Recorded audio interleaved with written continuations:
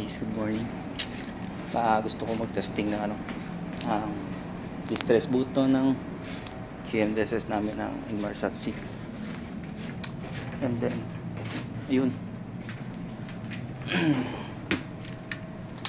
Kasi namin ngayon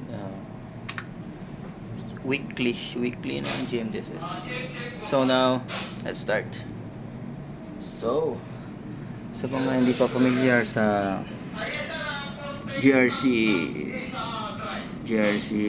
Inmarsat C, may mga testing tayo na mga is shortcut button.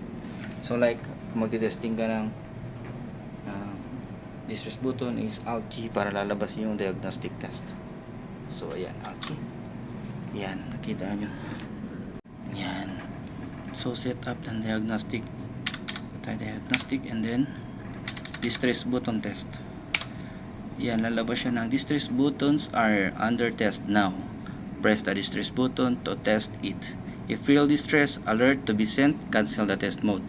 So kung may real scenario kayo na magdi-distress is cancel niyo yung testing. So ito yung distress button niya. So test natin to. So 4 to 5 seconds try natin. So okay.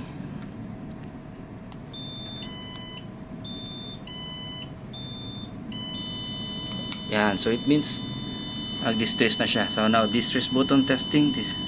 Distress buttons are now under test now. So succeed na, tapos na. Yun, tapos para may pruweba tayo sa mga port state is print screen mo para meron kang lista.